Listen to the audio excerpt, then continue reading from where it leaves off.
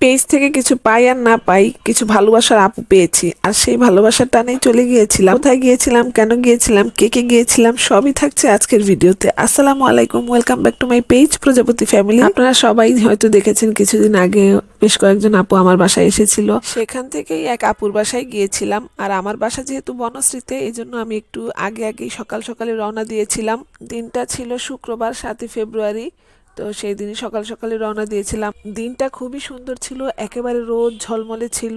আর গিয়েছিলাম হচ্ছে একটু রামপুরায়। রামপুরা থেকে এই যে সাইদা ইসলাম থেকে আর সাইদা সোয়াল থেকে আমাদের সাইদা আপুকে নিয়ে গিয়েছিলাম। সাইদা আপুর বাসা যেহেতু আমার বাসার কাছেই রামপুরায়, তো আপুকে সাথে নিয়ে গিয়েছিলাম। আর আপুর হাতে দেখেছেন একটা গাছ, এটা আপু আমার জন্য নিয়েছে, নয়নতারা। আমার গাছ ভীষণ প্রিয় আমার বারান্দায়, যেহেতু নয়নতারা গাছটা মরে গিয়েছে। আপুর বাসায় গাছ ছিল, আপুকে বলেছিলাম যে আমাকে গাছ দিও, তো আপু সুন্দর করে গাছটা মাটিতে একেবারে লাগিয়ে তারপর আমার জন্য নিয়ে এসেছিল।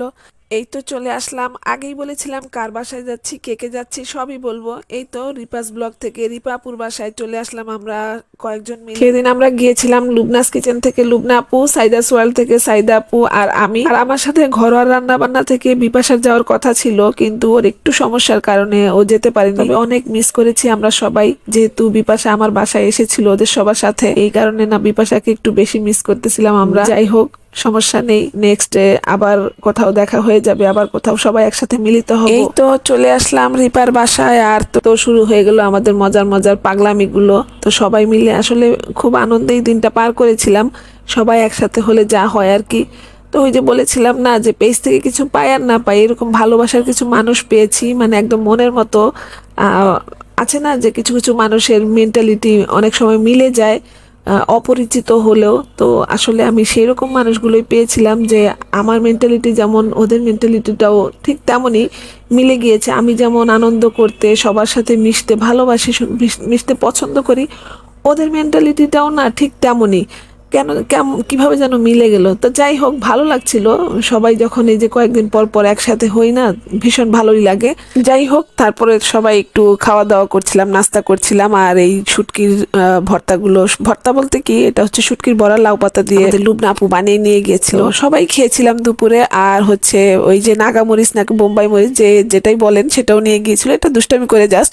তারপর রিপাও কিছু খাবার দাবারের আয়োজন করেছিল, সেমাই রান্না করেছিল। তারপর এমনিতে আমরা যা নিয়ে গিয়েছিলাম সবকিছুই বের করা হয়েছিল, সবাই মিলে একটু হাতে হাতে নিয়েই খাচ্ছিলাম, যেহেতু এখানে বাড়াবাড়ির কোনো প্রয়োজনই নেই। আর এই তো এটা ছিল রিপার বিড়াল, রিপার কিউট বিল্লি। ও খুব আদর চায়, ওদের মানে একেবারে পোষা বিড়াল যেটাকে বলে, কিউট।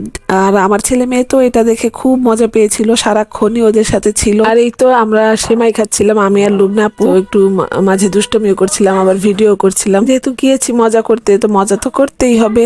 আর এটা ছিল রিপার বড় মেয়ে। তো যাই হোক, তারপর রিপা যখন লেবু কাটছিল সালাদের জন্য দুপুরে খাওয়ার জন্য, তো লেবুটা দেখে আমাদের এত ভালো লেগেছিল। লেবু নিয়ে দুষ্টামি করতে করতে রিপা তো একবার যায় বললোই যে যাও তোমরা লেবু নিয়ে যাও, লেবু আর কাটবো, লেবু খাওয়া লাগবে না, তোমরা নিয়ে যাও। তো লেবু দুইটা সত্যি আমরা বাসায় নিয়ে এসেছি। এই লেবুতে এত সুন্দর ঘ্রাণ ছিল, এই লেবুটার নাম নাকি ছিল যে গন্ধরাজ লেবু।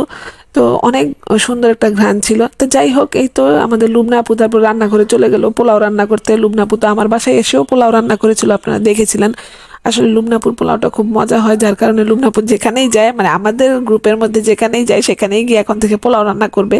এই দায়িত্বটা লুবনাপুকে আমার ভিডিওর মাধ্যমে দিয়ে দিলাম। লুবনাপু, তুমি যদি শুনে থাকো তাহলে আমার দায়িত্বটা গ্রহণ করে নিবে, ঠিক আছে? আর তারপর এই তো রিপা একটু শুটকির ভর্তা করে নিয়েছিল। আসলে শুটকির ভর্তাটা খুবই মজা হয়েছিল। আর শুটকির ভর্তাটা যখন করছিল আমরা সবাই ভিডিও করছিলাম, আর রিপা কিন্তু এই শুটকির ভর্তা করে তার মধ্যে ভাত নিয়ে মেখে আমাদের সবাইকে খাইয়ে দিয়েছিল।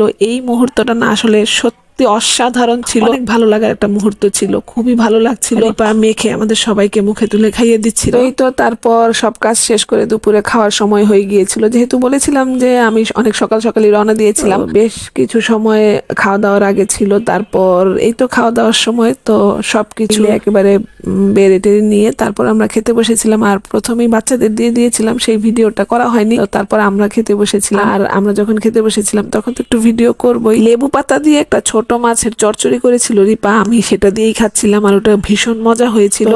সবাই মিলে আসলে মজা করেই খাচ্ছিলাম। আর এই তো দেখুন আমাদের লুবনা গরুর একটা বড় হাড় খাচ্ছে, এটাকে কি বলে, নলির হাড্ডি না কি বলে, সেটা খাচ্ছে।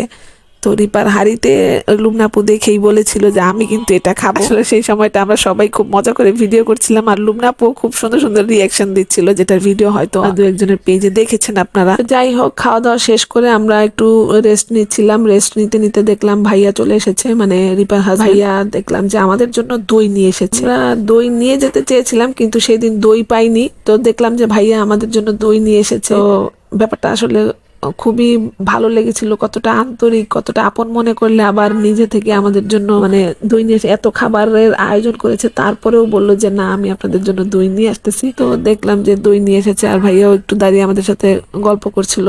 খুবই ভালো মনের মানুষ, একদম সহজ সরল একজন মানুষ, ফ্রি ভাবে কথা বলে। খুবই ভালো লাগলো ভাইয়ের সাথেও কথা বলে। আসলে এইরকম আন্তরিকতাটাই আসলে বড়। আমরা একজনের বাসায় গেলাম, সেখানে যদি কেউ মুড নিয়ে বসে থাকে, মুড অফ করে রাখে, তাহলে কিন্তু ভালো লাগবে না, তাই বেড়াতে গেলে যদি সবাই আন্তরিকভাবে কথা বলে, খোলামেলা কথা বলে, তাহলেই না সেই বাসাটায় গিয়ে আনন্দ পাওয়া যায়, মজা পাওয়া যায়। তো যাই হোক, তারপর আমরা একটু ভিডিও বানাচ্ছিলাম, টিকটক ভিডিও, যেটা আমরা 3 দুষ্ট মিলে, আর এখানে আমার ছেলে আমাদের ভিডিও করে দিচ্ছিল। তো এগুলো করতে করতে সন্ধ্যা হয়ে গিয়েছিল। তারপর দেখলাম ভাইয়া আবার আমাদের জন্য চিতই পিঠা নিয়ে এসেছে। চিন্তা করেন কত কিছু, কত খাবারের আয়োজন।